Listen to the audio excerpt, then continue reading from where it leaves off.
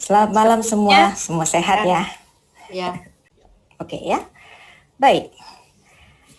Kita akan mempelajari satu topik yang sangat menarik mengenai Aseret Susfinot. Jadi 10 pengiring mempelai perempuan.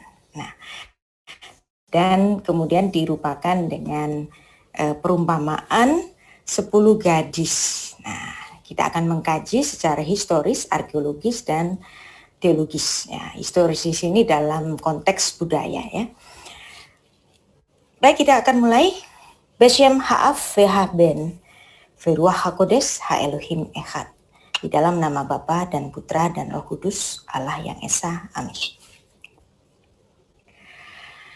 Kita akan mulai dengan membaca perumpamaan tersebut. Ada yang bisa bantu saya untuk membaca ini? Silakan. Matius 25 ayat 1-13.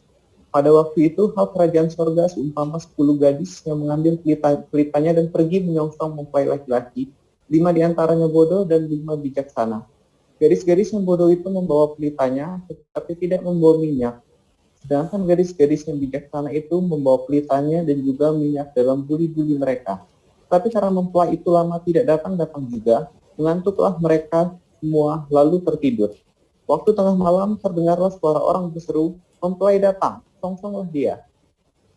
Gadis-gadis itu pun bangun semuanya, lalu membereskan pelita mereka.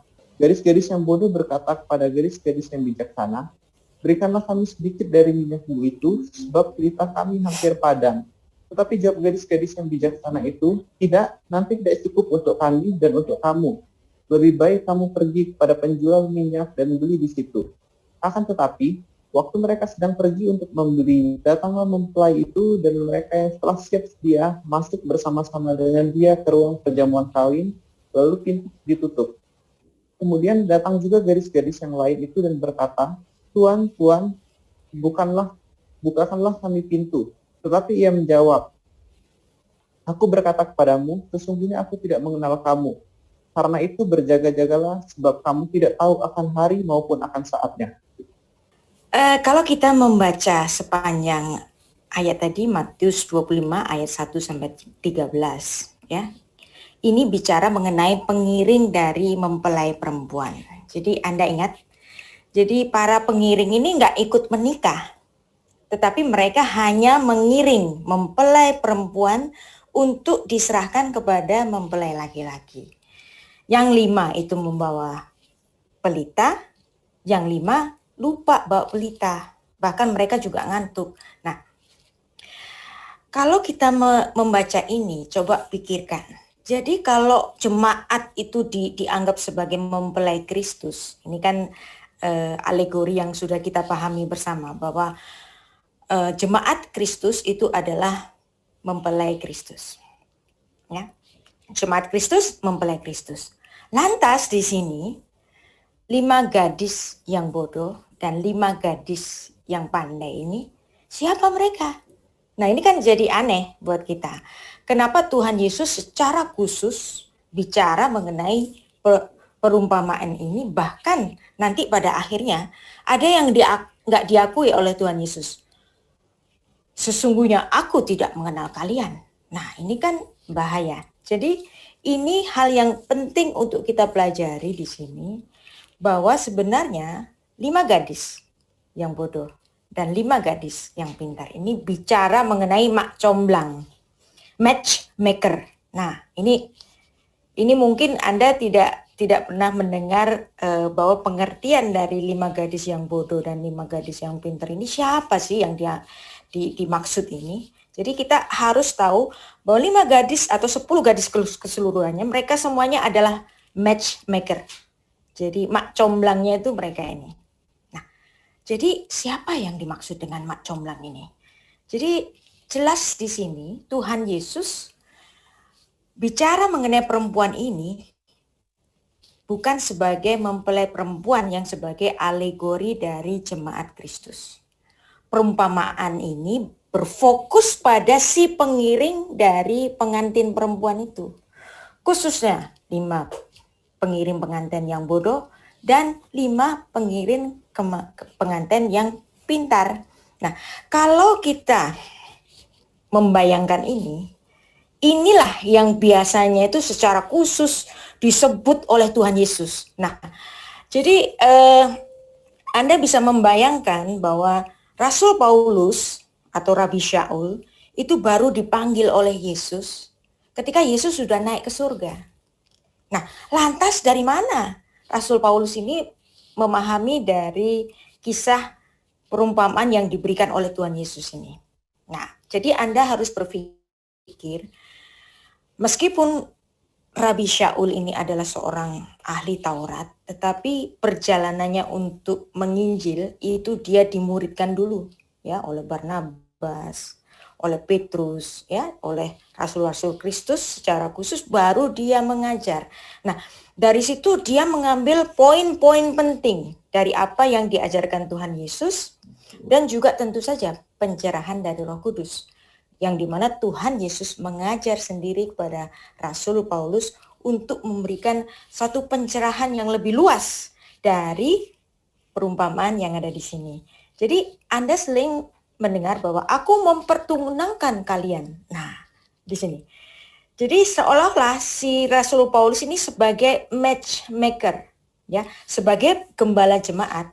Rasul Paulus tidak menempatkan dirinya sebagai si mempelai perempuan itu. Ya, memang dalam konteks yang lain Rabi Shaul itu akan menjadi mempelai Kristus juga, tetapi dalam konteks dia sebagai gembala jemaat, dia di situ menempatkan dirinya sebagai matchmaker atau sebagai sahabat dari mempelai laki-laki.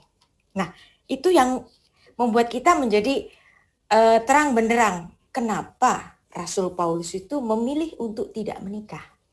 Nah, ya, memang ini bukan suatu keharusan bagi seorang gembala itu tidak menikah, tetapi atas inisiatifnya sendiri. Rasul Paulus ini memilih untuk hidup selibat. Ya mungkin saja Rasul Paulus itu sebelumnya menikah, mungkin istrinya meninggal atau bagaimana, kita bisa bertafsir karena memang tidak ditulis dalam Alkitab. Tetapi ketika melayani Tuhan Yesus, melayani sebagai rasul dari Kristus, dia memilih untuk hidup selibat. Kenapa? Karena dia menempatkan dirinya sebagai matchmaker. Dia menghayati dirinya, aku ini matchmaker, jadi aku tidak perlu menikah. Nah ya, aku ini syatkan, aku ini adalah matchmaker, aku yang mempersiapkan pengantin seorang perawan yang suci bagi Kristus sang mempelai laki-laki. Nah, Rasul Paulus atau Rabi Shaul ini dengan bijaksana mempersiapkan jemaatnya, dan dia juga melakukan hal yang sangat bijaksana untuk tidak menjadi salah satu dari gadis-gadis yang bodoh yang ada di perumpamaannya Tuhan Yesus itu.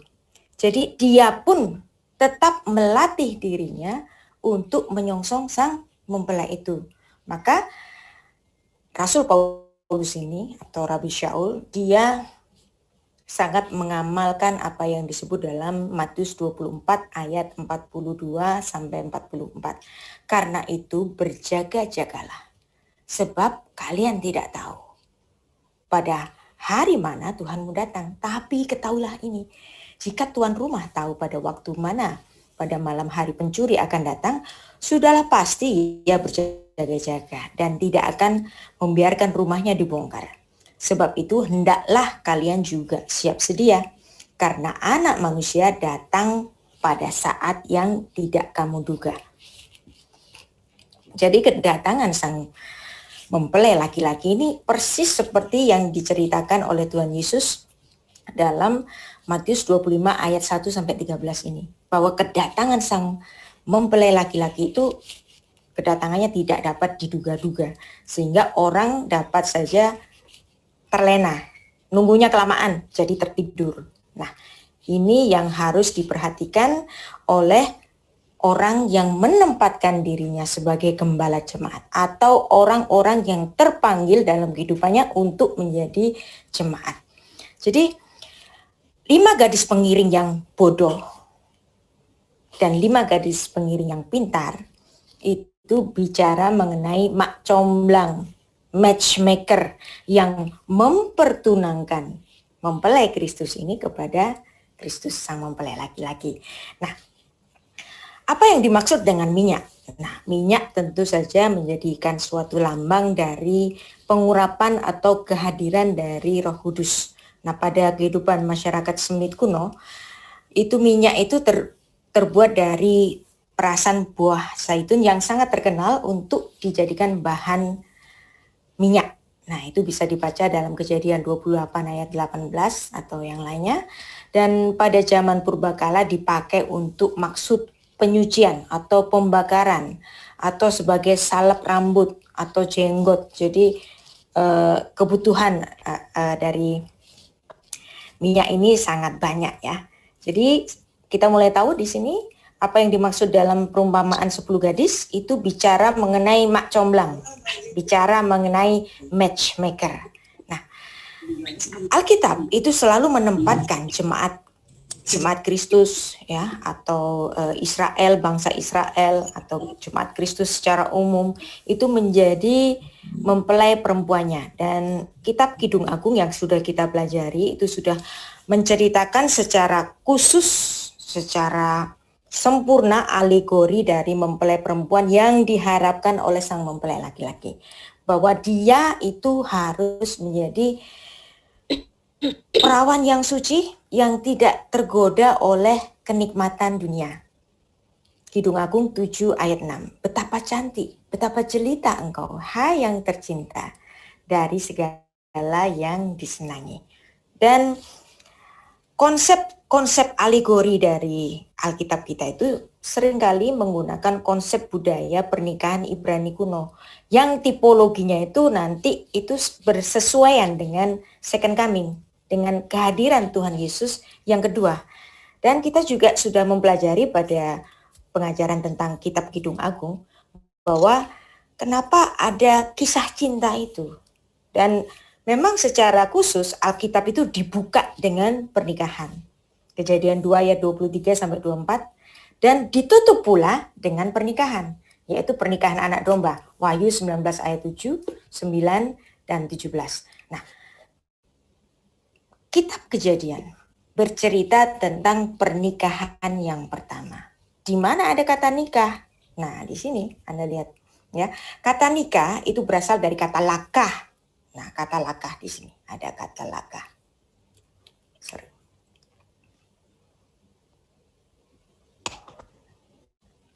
Ya, di sini ada kata lakah. Lukoga di sini. Nah, ya.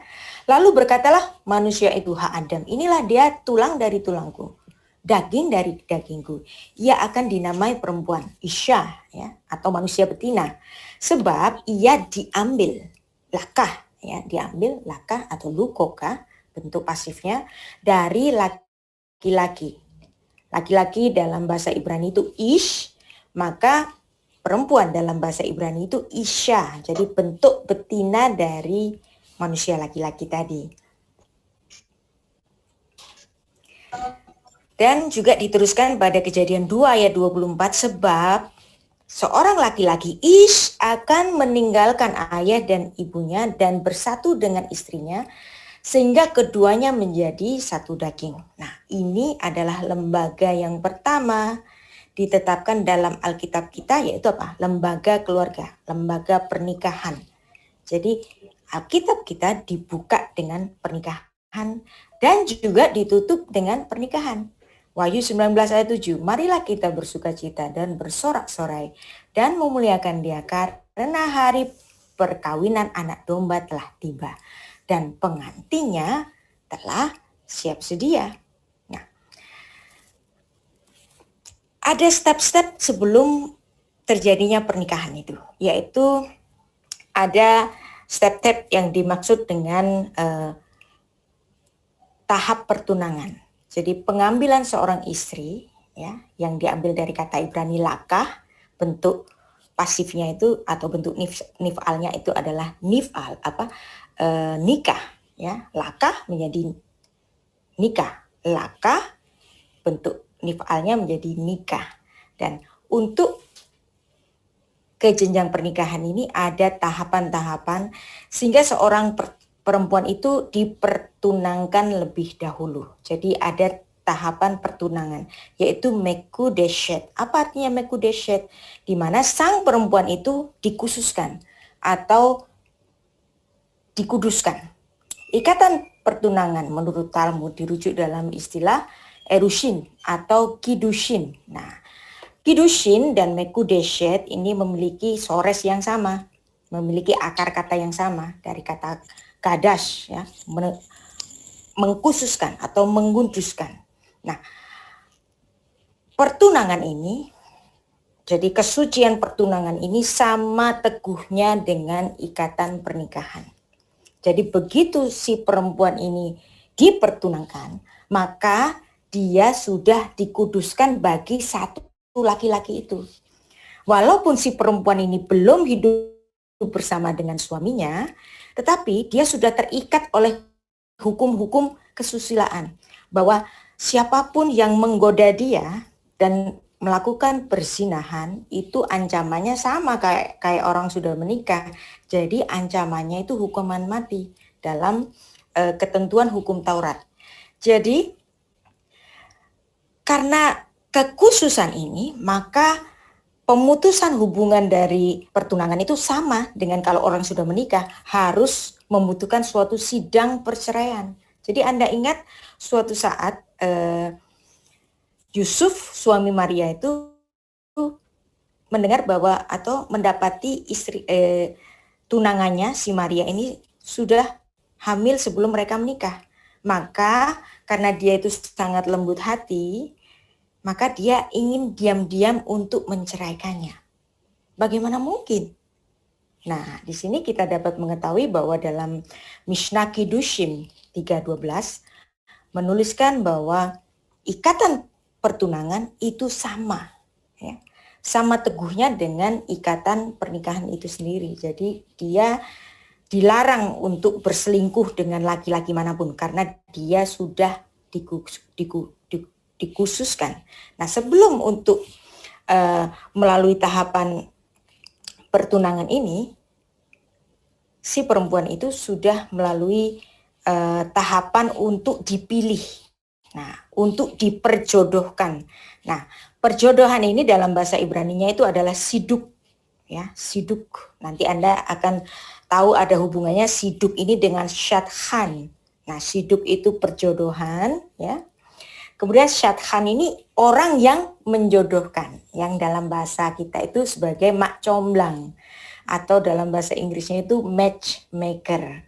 Nah, ini bisa kita bayangkan seperti Eliezer yang mengemban dari bapak dari sang putra mahkota ini, yaitu Ishak, yang dimana Eliezer itu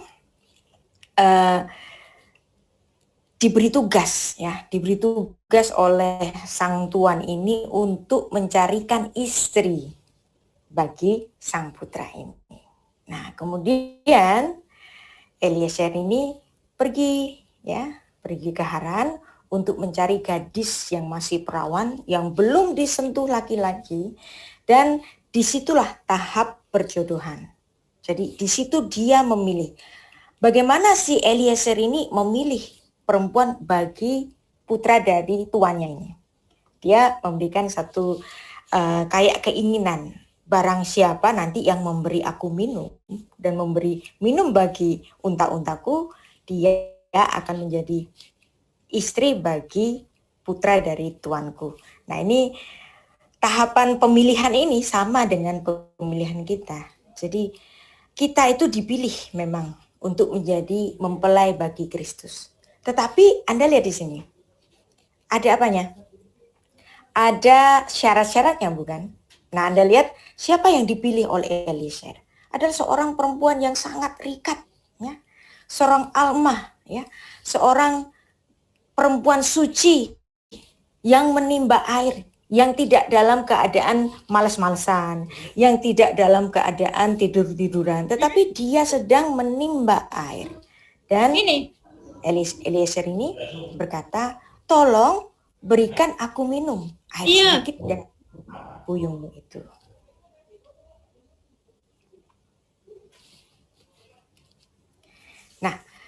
Si anak gadis itu sangat cantik parasnya, seorang perawan atau betulah yang belum pernah bersetubuh dengan laki-laki. Ia turun ke mata air itu dan mengisi buyungnya lalu kembali naik. Nah, di sini. Ya, artinya dia belum pernah bersetubuh dengan laki-laki. Ini tentu saja kalau diterapkan dalam perjanjian baru, itu bicara mengenai kesucian dari si gadis dari keinginan-keinginan duniawi atau penyembahan-penyembahan berhala. Karena Alkitab selalu mengatakan penyembahan berhala itu seperti melakukan perselingkuhan dari sang suami. Siapa suami kita? Suami kita adalah Tuhan. Kalau kita menyembah berhala-berhala, ya, berhala itu bukan hanya patung-patung saja, karena di dalam zaman modern ini yang namanya berhala itu bisa macam-macam. Gadget bisa berhala, film bisa menjadi berhala, entertainment bisa menjadi berhala, apapun bisa menjadi berhala. Jadi jangan karena Anda tidak menyembah patung atau menyembah ilah-ilah lain terus lantas Anda aman aku tidak menjadi penyembah berhala. Bukan, karena kalau kita mementingkan sesuatu yang lebih penting dari Tuhan, itu sudah menjadi berhala. Nah, ada juga ayat yang mengatakan, bukan kalian yang memilih aku, tetapi akulah yang memilih kalian. Dan aku telah menetapkan kalian supaya kalian pergi dan menghasilkan buahmu itu tetap supaya apa yang kau minta dalam nama Bapa, di dalam namaku diberikannya pula kepadamu.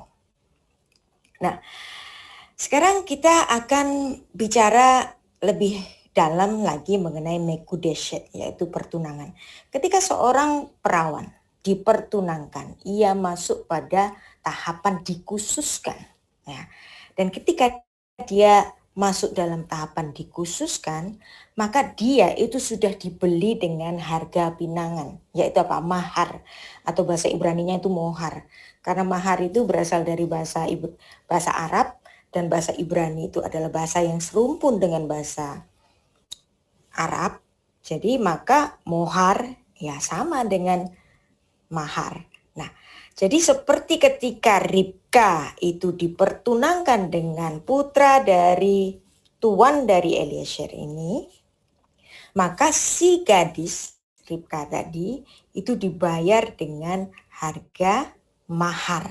Nah, karena dia sudah diikat dengan harga mahar tadi, maka ya saat itu pula dia mendapatkan suatu sertifikasi bahwa dia sudah dipertunangkan. Maka kalau sudah dipertunangkan, apabila ada pemutusan hubungan, itu dalam tradisi Yahudi itu harus ada divorce certificate atau surat perceraian. Nah, seperti ini juga yang tadi sudah saya singgung, Matius 1 ayat 19-20, karena Yusuf suaminya seorang yang tulus hati dan dia tidak mau mencemarkan nama istrinya di muka umum, maka ia bermaksud menceraikannya dengan diam-diam. Nah, ini kan nggak lazim bagi budaya kita, ya. Kalau kita masih tunangan ya putus aja, karena nggak perlu ada surat perceraian. Tapi dalam tradisi orang Yahudi itu harus ada perceraian, karena pertunangan itu sama teguhnya, sama kuatnya dengan pernikahan itu sendiri, walaupun belum hidup bersama. Tetapi ketika ia mempertimbangkan maksud itu, malaikat Tuhan nampak badannya dalam mimpi dan berkata, Yusuf anak Daud, janganlah engkau takut mengambil Maria sebagai istrimu, sebab anak yang di dalam kandungannya adalah dari Roh Kudus. Nah, ini juga akan diteguhkan dengan nanti ketika Roh Kudus itu memberikan satu inspirasi atau memberikan pewahyuan dari Elizabeth bahwa dia menerima Maria, dan dia sebelum Maria bercerita dia sudah mengatakan, bagaimana mungkin ibu Tuhanku mengunjungi aku. Nah, ini memberikan satu peneguhan bagi Maria bahwa dia memiliki pembela, bahwa Elizabeth ini mengerti, tahu bahwa bayi yang ada di kandungan Maria ini bukan hasil dari perselingkuhan, tetapi Roh Kudus yang ada di dalam kandungan dari Maria itu. Nah, pertunangan tadi, seperti saya katakan tadi, bahwa dia memiliki satu ikatan yang sama kuatnya dengan pernikahan. Seperti Imamat 20 ayat 10. Bila seorang laki-laki berzina dengan istri orang lain, yakni berzinah dengan istri sesamanya, pastilah keduanya dihukum mati. Baik laki-laki maupun perempuan yang berzinah itu. Nah, Anda bisa bayangkan, jadi Maria pada zaman itu susah banget loh. Ya, Anda bisa bayangkan Maria ini, dia hamil sebelum pernikahan. Dan si Yusuf tahu juga bahwa itu bukan anak dia, bukan dari benih dia. Jadi apa yang akan dialami oleh si Maria ini? Dia akan mengalami apa? Hukuman mati. Itulah sebabnya dari Nazaret, ya, yang di atas, yang di dekat Galilea itu, dia harus mengunjungi Maria yang ada di selatan, yaitu di Hebron, yang di dekat Yerusalem. Supaya apa? Di situ ada perlindungan bagi Maria yang sedang hamil, yang dimana Maria ini adalah istri dari seorang imam. Nah ya, jadi dan imam ini juga mengetahui bahwa apa yang ada di dalam kandungan Maria itu adalah dari Roh Kudus. Jadi bukan hasil dari perzinahan. Sehingga kita dapat membayangkan bahwa seorang imam itu dapat menikahkan suatu pasangan. Sehingga imam ini sangat mengetahui hubungan antara Maria Ibu Yesus juga dengan Yusuf tunangannya, bahwa apa yang dikandungannya itu bukan dari hasil perzinahan, tetapi memang kuasa Tuhan yang menaungi Maria itu, bahwa kandungannya adalah dari Roh Kudus. Nah, ini dapat kita mengerti kan? Ini merupakan suatu perlindungan bagi Maria. Jadi dia harus melakukan perjalanan sepanjang sekitar 180 km dengan mungkin berjalan kaki, atau kalau digambarkan di sini naik keledai, dan itu melakukan perjalanan yang lumayan jauh ya. Nah, supaya bayi yang ada di kandungan Maria ini terlindungi. Dan apabila Maria tinggal di rumah seorang istri dari imam, itu penting sekali bahwa imam itu dan istri dari imam itu menjadi suatu saksi bagi si Maria ini, bahwa janin yang ada di perutnya Maria itu bukan berstatus anak haram. Yesus itu nggak boleh berstatus anak haram, karena seorang anak haram itu dilarang masuk dalam jemaat Tuhan. Jadi di sini kita dapat melihat bahwa Tuhan itu sudah memberikan suatu perlindungan bagi Maria supaya kandungannya itu tidak terhitung sebagai bayi yang di luar pernikahan. Nah, balik lagi pada Eliezer. Eliezer telah melakukan siduk, yaitu perjodohan, menjodohkan antara Ribka dengan putra dari tuannya. Ya, Anda lihat di sini.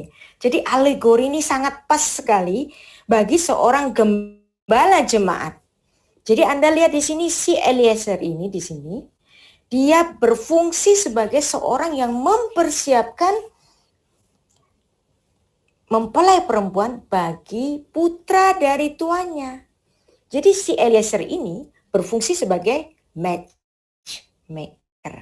Dan Rasul Paulus atau Rabi Shaul menempatkan bahwa dia adalah Syatkan ini, si matchmaker itu, atau sebagai mak comblangnya bagi Ribka kepada Ishak. Nah, itulah sebabnya dalam 2 Korintus 11 ayat 2. Nah, di sini kita dapat terbuka apa makna dari ayat ini. Bahwa Rabi Shaul itu menempatkan dia seperti Eliezer yang sedang mempersiapkan pengantin perempuan bagi putra dari tuannya. Maka Dia menyatakan demikian. Sebab aku cemburu kepada kalian dengan cemburu ilahi. Nah ya, jadi si matchmaker ini sudah mencemburui perempuan itu. Hati-hati, kamu sudah dikuduskan bagi putra dari Tuanku. Kalau kamu masih larak-lirik, ya fatal akibatnya. Nah ya, karena aku telah mempertunangkan kalian kepada satu laki-laki dan untuk membawa kalian sebagai perawan suci kepada Kristus. Jadi jemaat yang dipersiapkan oleh Rasul Paulus ini sebagai mempelai perempuan bagi Kristus itu dicemburui, ya. Maka sebagai ini ya penerapannya bagi gembala jemaat. Gembala jemaat itu harus mencemburi dari setiap anggota jemaatnya. Dia harus memperhatikan kehidupan dari jemaatnya. Apakah jemaatku sudah cukup pengetahuannya tentang firman? Apakah jemaatku sudah cukup mempersiapkan mereka untuk menyongsong sang mempelai laki-laki? Jadi dia perlu untuk mencemburui dari jemaat yang dia persiapkan untuk menyongsong sang mempelai laki-laki ini. Jadi di sini jelas 2 Korintus 11 ayat 2 menempatkan Rabi Shaul itu sebagai apa? Sebagai syadkhan, sebagai mak comblang, sebagai matchmaker. Nah ya, jadi di sini aku telah mempertunangkan. Nah ini ada soresnya itu, ada akar katanya itu kadas, ya. Kidasti. Nah ya, kata kidasti, aku telah menguduskan, aku telah mengkhususkan, aku telah mempertunangkan, atau aku telah membuatmu menjadi mekudeshet bagi putra dari Tuanku. Jelas di sini bahwa Rasul Paulus menghayati dirinya sebagai seorang syadkhan, sebagai seorang matchmaker. Nah, kalau dia sebagai seorang matchmaker, ya, bisa saja dong, ya, Eliezer ini. Kemudian Eliezernya ini jatuh cinta sama si Ribka, gitu kan? Atau sebaliknya, Ribkanya jatuh cinta sama si Eliezer. Bisa saja dalam perjalanannya menuju ke mempelai laki-laki itu kan. Nah, ini kan ceritanya Ribka itu diambil dari Haran untuk menuju ke rumah tuannya ini. Kan melakukan perjalanannya. Di tengah-tengah perjalanannya itu sesuatu bisa terjadi, ya.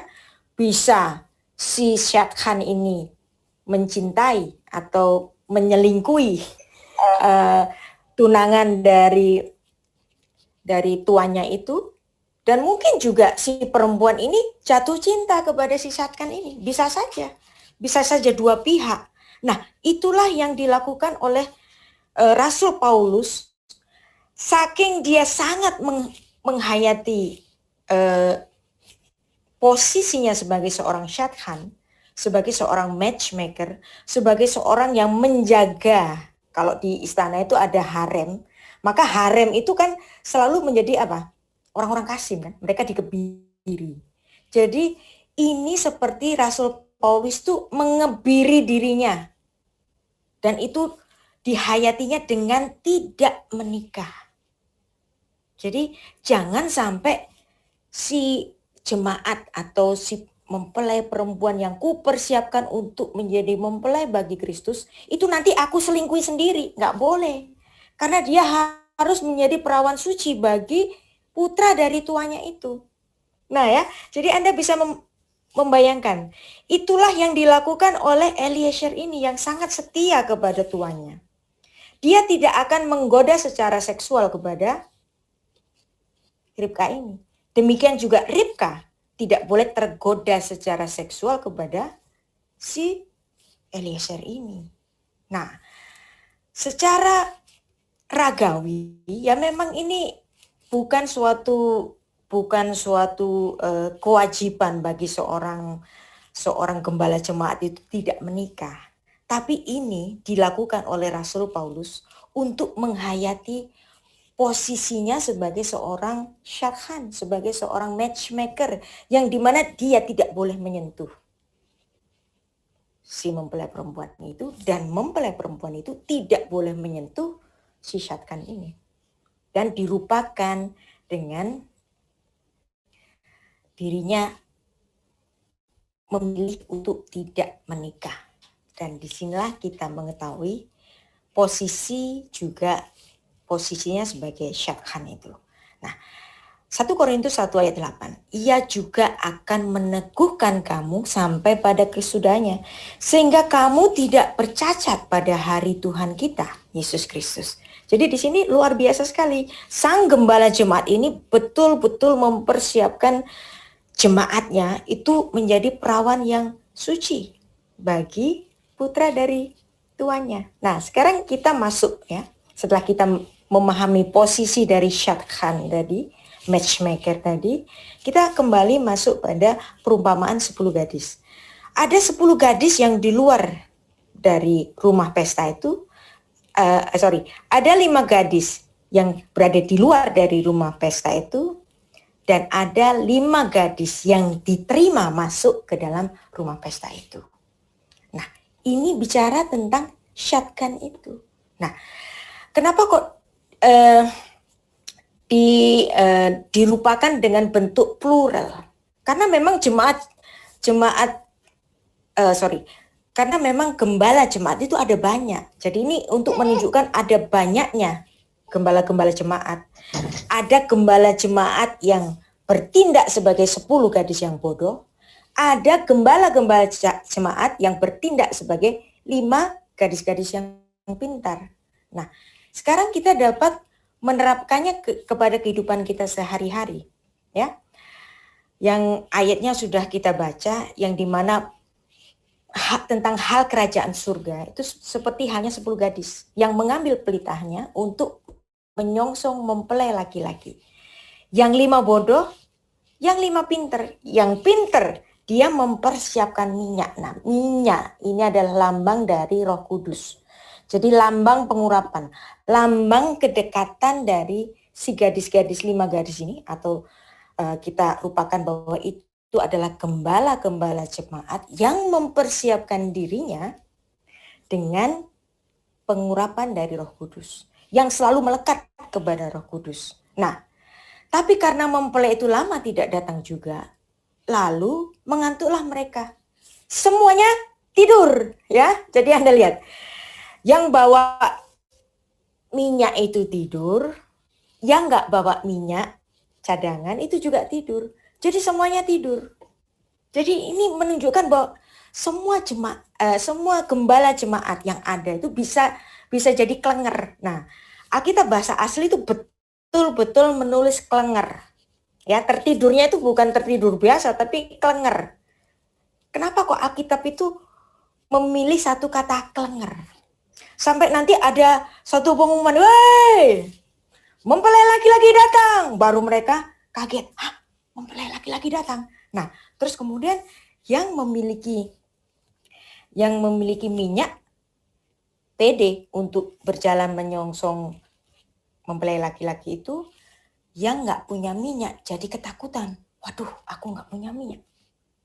Nah, jadi di sini kita bisa melihat baik gembala yang mempersiapkan dirinya dengan bersekutu dengan Roh Kudus, dan gembala yang tidak mempersiapkan dirinya untuk bersekutu dengan Roh Kudus, 10-10-nya itu bisa klenger.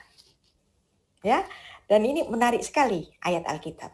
Jadi simak comblang semuanya itu bisa klenger. Klenger karena apa? Klenger pada zona nyamannya. Nah ya, jadi memang ada orang yang betul-betul mencintai Tuhan, tapi dia tuh sampai klenger. Klenger dalam apa?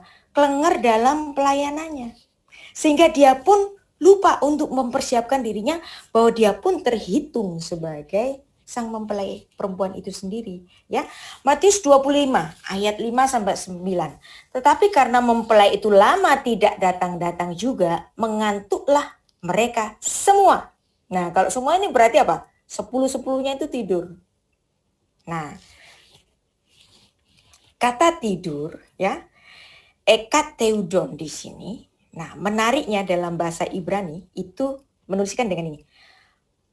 Vateradamnah. Vateradamnah. Ya.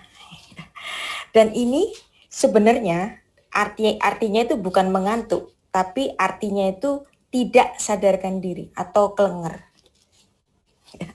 Jadi pelayanan, hati-hati ya bapak-bapak, ibu-ibu yang menjadi gembala. Pelayanan Anda itu bisa bikin Anda kelenger, baik dalam artian negatif maupun dalam artian positif. Karena di sini ditulis semuanya itu tardema, ya, terbius, ya. Kata tardemah dalam bahasa Ibrani itu masih digunakan dalam bahasa Ibrani modern. Nah, kata tardemah ini digunakan untuk kata anastasia, jadi pembiusan. Jadi pelayanan baik secara positif maupun negatif itu dapat membius dari si pelayan itu. Sehingga mereka tertidur di dalam apa? Zona nyamannya. Masih lama ini mempelainya datang. Terus kemudian mereka kelenger. Nah, masalahnya ya, kelengernya di sini apakah Anda memiliki cukup minyak? Ya. Kalau Anda punya cukup minyak, Anda masih punya kesempatan untuk menyongsong dari mempelai laki-laki itu. Tapi bahaya kalau Anda nggak punya cukup minyak untuk menyongsong dari laki-laki itu. Karena dua-duanya, ya, dua macam gadis ini, yang pinter dan yang bodoh ini sama-sama sedang kelenger dalam pelayanan mereka. Ya, nah ini yang menarik. Yakobus 4 ayat 4. Hai kalian, orang-orang yang tidak setia.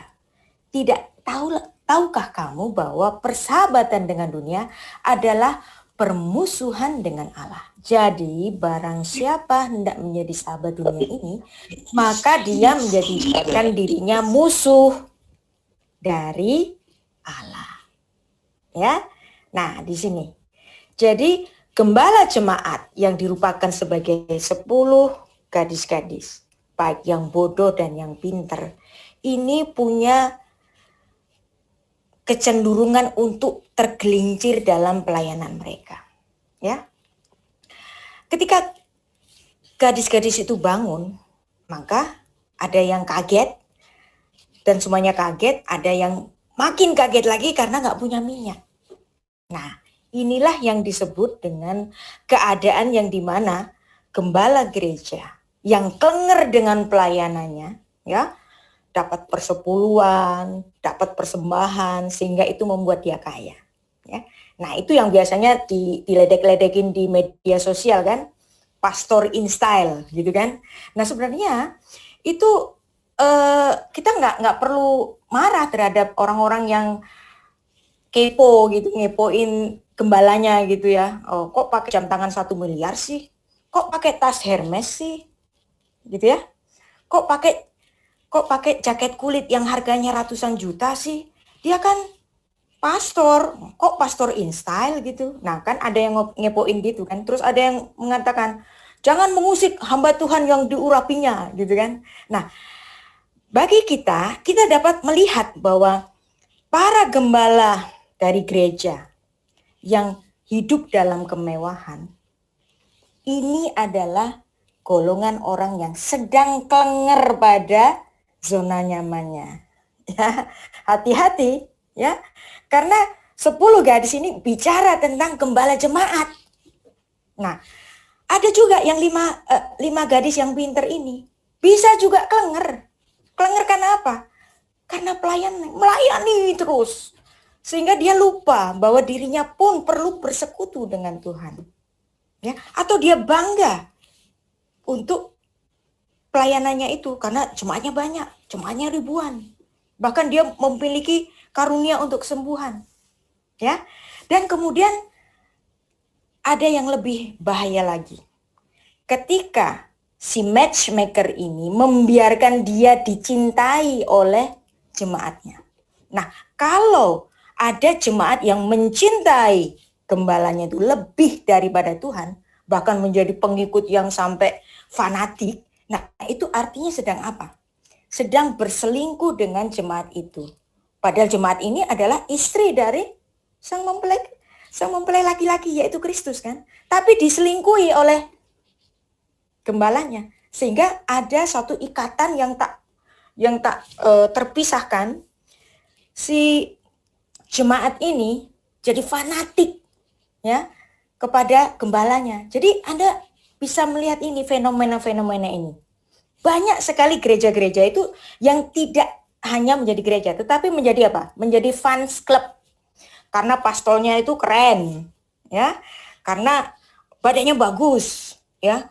Inilah yang dimaksud dengan perselingkuhan. Itulah sebabnya Rasul Paulus itu merupakan dirinya menjadi seorang yang kebiri, tidak menikah. Karena dia tidak boleh menyentuh jemaatnya itu lebih dari kesetiaannya kepada sang mempelai Kristus. Kepada sang Kristus sebagai sang mempelai laki-laki. Nah, jadi ada banyak sekali gembala-gembala jemaat hari ini yang membiarkan jemaatnya itu untuk mencintai dirinya. Ya, untuk mencintai si gembala itu, bukan mencintai Tuhan. Nah, kalau sudah begini, ya, ini bahaya, ya. Jadi baik yang pelayanannya benar dan yang pelayanannya nggak benar itu bisa menjadi kelenger karena dia dicintai oleh jemaatnya. Nah, ini bahaya.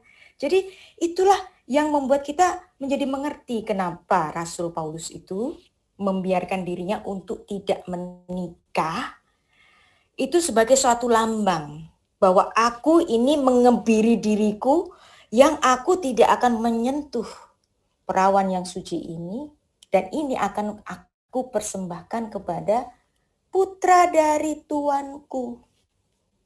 Ya, sekarang bisa paham? Ring the bell. Kenapa Paulus memilih dirinya untuk hidup berselibat? Ya, ini memang bukan suatu kewajiban, tetapi alegori ini dirupakan secara nyata dalam kehidupan dari Rasul Paulus. Nah, kenapa dia berkata begitu? Karena jangan nanti gua nanti yang malah ditolak gitu. Aku sudah mempersiapkan mempelai bagi Kristus, tapi jangan aku nanti ditolak, ya. Ditolaknya dengan cara apa? Aku tidak mengenal kamu. Kenapa? Ketika Tuhan berkata begitu, karena si gembala ini menyelingkuhi jemaatnya, yang membiarkan jemaatnya itu untuk mencintai dia, bukan untuk mencintai Kristus. Betapa banyak gereja-gereja yang menjadi fans club seperti ini. Anda bisa, you name it, ya. Apalagi kalau gembala gerejanya itu ganteng, ya, terus keren, badannya bagus, ngomongnya pinter, ya, dan itu akan membius, ya, membius jemaat untuk mencintai sang gembala itu. Ini bahaya sekali, ya. Itulah sebabnya selalu berkata-kata berjaga-jagalah. Kata berjaga-jagalah ini khusus ditujukan kepada gembala jemaat. Ya memang kita sebagai jemaat itu harus berjaga-jaga.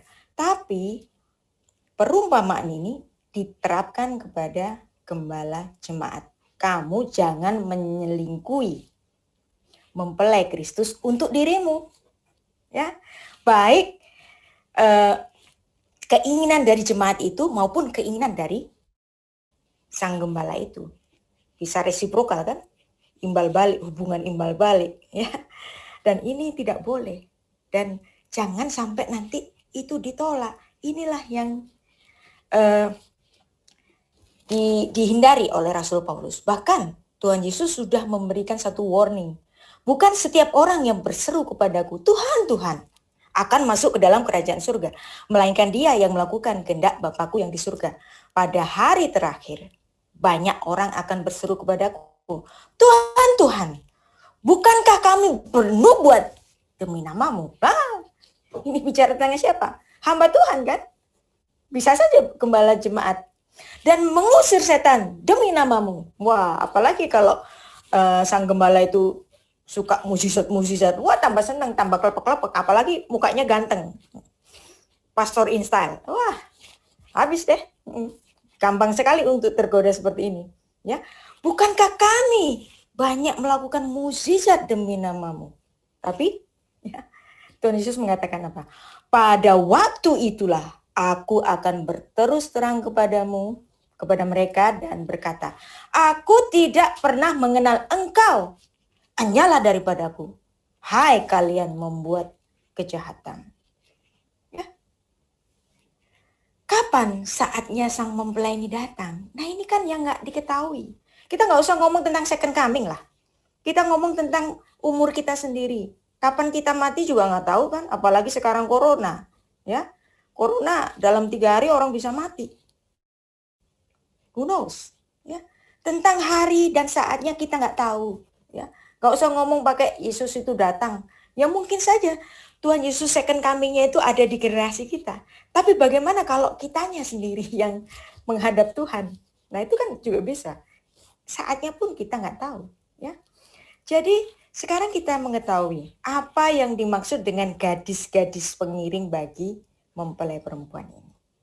Mereka adalah pelayan-pelayan Tuhan yang menjadi gembala jemaat yang mempersiapkan jemaat ini menjadi perawan yang suci bagi Kristus. Dan kita sudah memahami bagaimana Rabi Shaul ini menghayati posisinya sebagai seorang matchmaker, sebagai seorang mak comblang bagi Yesus. Luar biasa kan? Jadi kalau orang itu memandang bahwa pengajaran-pengajaran Rasul Paulus itu suka nyeleneh, itu sangat salah sekali. Karena justru di sini Rasul Paulus itu memberikan suatu pemahaman yang luar biasa dari pengajaran Yesus, yang di mana dia menempatkan dialah salah satu dari 5 gadis yang pintar itu. Ya. Kenapa Rasul Paulus itu bisa memahami ini? Karena Rasul Paulus adalah seorang Yahudi yang lahir di Tarsus di tanah Kilikia, yang dibesarkan di kota ini, dididik dengan teliti di bawah pimpinan Gamaliel dalam hukum nenek moyang kita, sehingga aku menjadi seorang yang giat bekerja bagi Allah sama seperti kamu semua pada waktu ini. Jadi Rasul Paulus sangat yakin dan sangat sadar bahwa dirinya adalah seorang matchmaker. Nah, dalam Bilangan pasal 6 itu khusus bicara tentang nazir Allah. Jadi orang yang bernazar untuk melayani Tuhan. Nah, nazir Allah ini bisa macam-macam ya. Simson itu menjadi nazir Allah. Kemudian siapa lagi?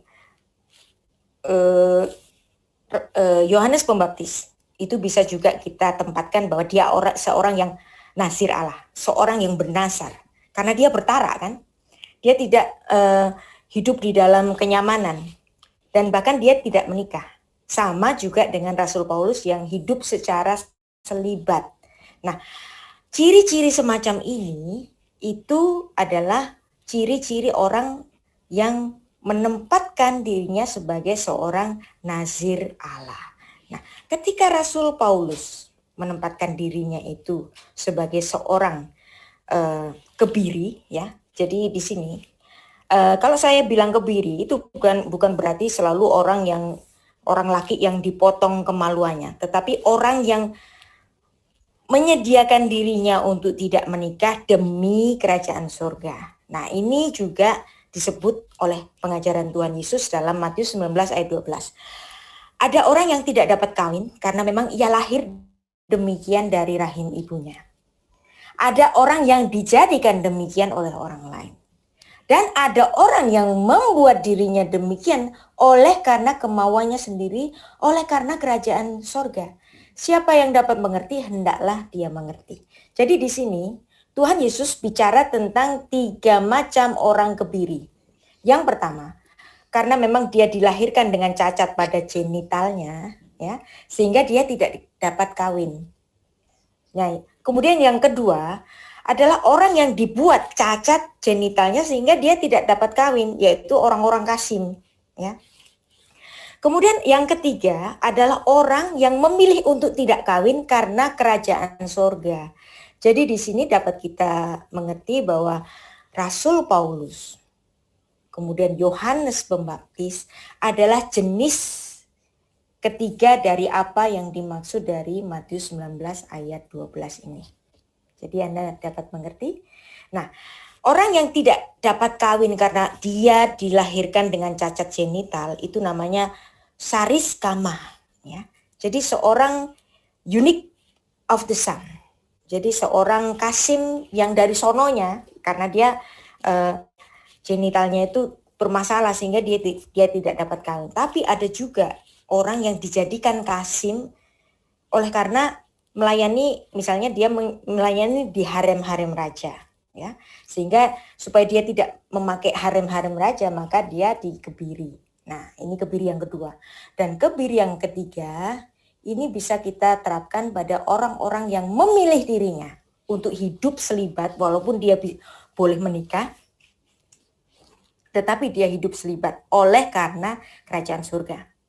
Dan ini disebut dalam Yohanes 3 ayat 29 sebagai sahabat dari mempelai laki-laki.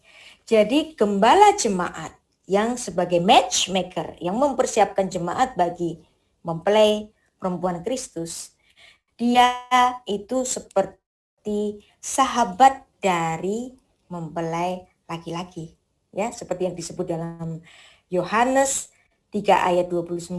Nah, kesibukan mempelajari hukum Taurat, ya, itu juga menjadi alasan untuk orang tidak menikah. Jadi dalam hukum Yahudi, orang itu diwajibkan untuk menikah karena harus mengamalkan Kejadian 1 ayat 28, beranak pinaklah dan berkembang biaklah dan penuhilah bumi, ya. Itu memang satu mandat dari Tuhan untuk beranak pinak. Tapi ada beberapa orang yang terpanggil untuk tidak menikah karena dia mengkhususkan dirinya untuk mempelajari Taurat. Bahkan di Alkitab itu ada juga tertulis nabi yang tidak menikah. Siapa dia? Dia adalah Yeremia. Ditulis dalam Yeremia 16 ayat 2. Firman Tuhan kepadaku bunyinya, janganlah mengambil istri dan janganlah mempunyai anak-anak lelaki dan anak-anak perempuan di tempat ini. Jadi di sini dalam beberapa penafsiran ini menunjukkan bahwa Yeremia adalah seorang selibat. Seperti Rasul Paulus, seperti Yohanes Pembaptis. Bahkan ada juga rabi Yahudi yang namanya Ben Asai, ya. Dia pun tidak menikah walaupun hukum Yahudi itu mewajibkan orang laki-laki itu harus menikah.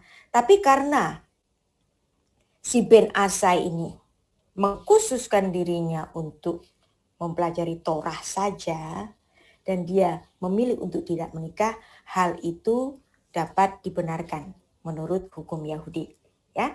Dan ini pula yang dilakukan oleh Rasul Paulus. Dia memilih untuk selibat dalam penghayatannya sebagai matchmaker, ya. Dan ini adalah keputusan pribadi yang dimana Anda tidak harus meniru seperti Rasul Paulus. Bahkan teladan itu juga diikuti oleh beberapa rahib dari saudara tua kita, kalangan Katolik Roma misalnya, ya, yang dari teladan dari Santo Yohanes Chrysostomus ini menyatakan demikian, barang siapa yang mengecam perkawinan, ia juga membuang kemuliaan yang ada pada kehidupan selibat.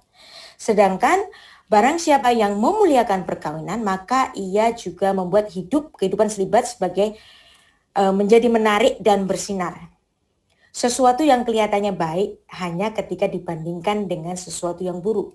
Tidaklah sungguh-sungguh berharga, tetapi ketika hal itu lebih besar daripada hal-hal yang dihargai oleh semua orang, maka memang hal itu baik di tingkat yang sangat tinggi. Jadi di sini ini adalah pemilihan dari orang-orang yang mengkhususkan dirinya sebagai pelayan Tuhan dan dia memilih untuk tidak menikah. Dan kehidupan selibat ini dilakukan oleh saudara-saudara kita, jadi kalangan imam dari misalnya Katolik Roma, ya. Dan inilah, ya, Syakhan ini mempersiapkan jemaat Tuhan untuk masuk ke dalam olam haba, word to come, ya, di langit baru dan bumi yang baru. Maka ya, kalau memang Anda sebagai jemaat, maka Anda nggak boleh jatuh cinta sama gembalanya. Demikian juga seandainya Anda sebagai jemaat, Anda tidak boleh menikmati ketika jemaat Anda mencintai Anda lebih daripada Tuhan Yesus. Ya, Anda harus menarik diri Anda untuk tidak menjadi yang utama di gereja itu. Betapa banyak gereja-gereja saat ini menjadi suatu fans club, ya, tapi bukan gereja yang sebenarnya. Bahkan gembalanya sangat menikmati kalau punya jemaat yang sangat militan kepada dirinya, bukan kepada Yesus, pada dirinya, sangat menikmati. Betapa banyak fans club ini. Itulah yang dihindari oleh Rasul Paulus, sehingga dia selalu melatih tubuhku dan menguasai seluruhnya, supaya sesudah memberitakan Injil kepada orang lain, jangan aku sendiri ditolak. Ya, inilah bahayanya. Jadi jangan kesenangan kalau Anda terpanggil menjadi gembala jemaat, karena Anda bisa tergelincir di sini. Bahkan sampai saking khawatirnya Rasul Paulus itu menghayati dia tidak menikah. Jangan sampai, ya, setelah aku menginjili orang, jangan aku sendiri ditolak. Kan sakit banget kalau dia sudah mempersiapkan jemaatnya untuk menjadi mempelai Kristus yang sempurna, dia sendiri ditolak. Nah, bahkan sampai pada ungkapan yang sangat keras, siapa yang tidak mengasihi Tuhan, terkutuklah dia, Maranatha. Ya. Jadi ini diterapkan kepada jemaat maupun si gembala itu sendiri. Kamu cinta sama gembala apa cinta sama Yesus? Nah, gembalanya juga, kamu mencintai jemaatmu apa cinta sama Yesus? Apakah kamu menikmati ketika jemaatmu itu mencintaimu? Ya, bahaya loh ini. Tuhan Yesus itu bahkan sampai menyebut, bukan setiap orang-orang yang berseru padaku, Tuhan, Tuhan, akan masuk ke dalam kerajaan sorga. Sampai segininya. Gembala yang berdiri di mimbar, yang berseru, menengking setan, menghardik penyakit, dia bisa ditolak Tuhan. Ketika dia menyelingkuhi jemaat yang seharusnya dia persiapkan untuk menjadi mempelai Kristus. Dan Anda harus ingat bahwa jemaat yang Anda persiapkan sebagai mempelai Kristus ini sudah dibayar dengan suatu harga mahar yang amat mahal. Yaitu apa? Darahnya sendiri. Dan ini pun memenuhi dari hukum-hukum Yahudi. Bahwa sebelum menikah, si perempuan itu sudah dibeli dengan suatu mahar.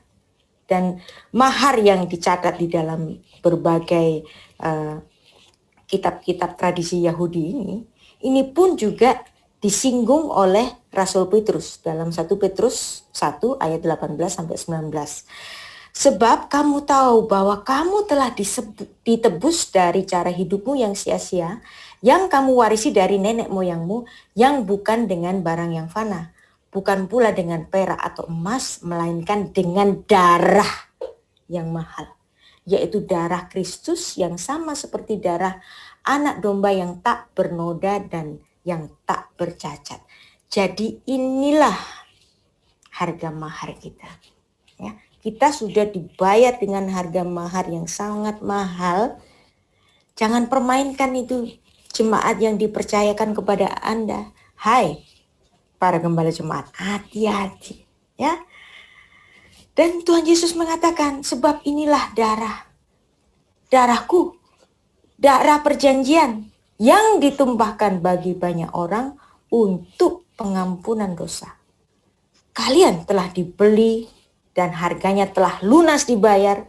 Oleh karena itu muliakan Allah dengan tubuhmu. Jadi inilah tahapan bagi kita yang saat ini belum masuk pada pernikahan anak domba, tapi kita ada dalam tahapan Mekudeshet, yaitu kita sedang dipertunangkan pada sang mempelai laki-laki, yaitu Kristus. Nah, kalau Anda sudah dipertunangkan, Anda sudah menjadi milik Kristus. Jadi jangan selingkuh, ya. Jangan selingkuh sama Bapak Gembala, bukan dalam artian seksual ya. Ketika Anda menempatkan Bapak Gembala itu lebih dari Yesus, ini sudah selingkuh. Demikian juga apabila si gembala itu menikmati dari sanjungan pujian dari jemaatnya, dia itu di situ dia sudah menyelingkuhi jemaatnya yang seharusnya dia persiapkan sebagai mempelai yang tak bercacat bagi Kristus. Jadi kalau ada selingkuh, ya, Anda lihat di sini. Ini hebat sekali. Hai kamu orang yang tidak setia, tidakkah kamu tahu bahwa persahabatan dengan dunia adalah permusuhan dengan Allah? Jadi percintaan dengan dunia itu permusuhan dengan Allah. Jadi barang siapa hendak menjadi sahabat dari dunia ini, ia menjadikan dirinya musuh, ya, ektros dari Allah. Nah, kata ektros ini bahaya ini. Kata ini sudah disebut dalam Alkitab sejak kitab Kejadian, ya. Kata ekstros, ya, itu ektran dalam Septuaginta untuk Kejadian 3 ayat 15. Kata ektros ini bukan sekedar musuh biasa, tapi permusuhan berdarah. Kalau permusuhan berdarah, apa akibatnya? Mati. Ya, kalau Anda menyelingkuhi perawan suci yang seharusnya dipersembahkan kepada Yesus dan Anda menikmati pujian-pujian dari jemaat ini kepada Anda, kalau Anda posisinya sebagai gembala jemaat, ini apa? Permusuhan berdarah. Ya, kalau permusuhan berdarah, nggak ada lagi Yesus yang harus mati, karena Anda tahu itu nggak boleh tetap dilakukan. Kristus hanya mati sekali. Kalau Anda menyelingkuhi jemaat Anda, ya, kalau Anda itu gembala jemaat, oh ini permusuhan berdarah. Nah, kata yang ditulis dalam Yakobus 4 ayat 4 ektros tadi, ya, itu dalam bahasa Ibrani-nya itu apa? Eva. Dan aku akan mengadakan permusuhan berdarah antara engkau dan perempuan ini. Jadi bukan permusuhan biasa, permusuhan berdarah. Dan untuk kata Eva tadi, ada di sini kata ektran. Kata yang sama yang ditulis dalam Yakobus 4 ayat 4. Ektros tadi, ektros, ektran sama. Ya. Wow. Permusuhan berdarah, hati-hati, ya. Jadi susah jadi jemaat dan susah juga jadi gembala, ya. Kalau menikmati cinta dari jemaatnya. Dan apabila jemaat juga memalingkan dirinya dari Kristus untuk mencintai gembalanya, jadi ikut fan club di gereja itu, hati-hati, itu adalah permusuhan berdarah. Maka jika jemaat Kristus sebagai mempelai perempuan yang telah dibayar mahal oleh darah Kristus sendiri, apabila si mempelai perempuan ini berpaling pada percintaan dunia, termasuk percintaan kepada gembalanya, oh, hati-hati, akibatnya serius dan bisa ditolak oleh Tuhan. Aku tidak mengenal kamu, kamu pembuat kejahatan. Kamu yang seharusnya mempersiapkan jemaat ini, kok kamu selingkuhi buat dirimu sendiri. Ya. Jadi sebenarnya ini adalah suatu perumpamaan yang sangat keras tentang perumpamaan 10 gadis ini bagi para jemaat Kristus. Ya. Dan itulah yang perlu kita pahami dari apa yang ditulis oleh Hosea, yang dimana dituliskan seperti ini. Ve'erastikli leolam, ve'erastikli besedek, uve mistak, uve misfat, uve hesed, uve rahamim, ve'erastikli be'emunah, ve'yadaat et Adonai. Jadi seorang yang ditugaskan untuk mencari istri bagi putra dari sang tuan ini, sama harus menerapkan dirinya seperti Eliezer atau seperti Rasul Paulus, yang dimana jemaat ini sudah mendapatkan sumpah dari Tuhan bahwa Tuhan alam semesta ini bersumpah untuk menjadikan jemaat ini sebagai istri, erastikli, beemunah, di dalam kesetiaan yang utuh, erastikli, beemunah. Ya, jadi suatu teguran yang amat keras dalam perumpamaan 10 gadis ini. Ya, kiranya ini semua menjadi perenungan bagi kita. Ya, jangan permainkan pelayanan yang diperuntukkan kepada Anda dan diperuntukkan kepada saya. Ya, saya juga bisa jadi, ya, gara-gara mungkin ada yang menyukai saya gitu misalnya, terus saya jadi takabur. Nah, itu bisa, ya. Siapapun bisa tergelincir pada keadaan seperti ini. Dan kita harus mawas diri dan selalu melakukan pertobatan apabila kita sudah menjadi takabur, ya. Karena Tuhan, ya, sudah bersumpah untuk menjadikan umat ini sebagai istrinya, dan sebagai istri dari sang mempelai laki-laki, kita harus menjadi istri yang sempurna. Demikian pelajaran kita malam ini. Waduh. Shalom.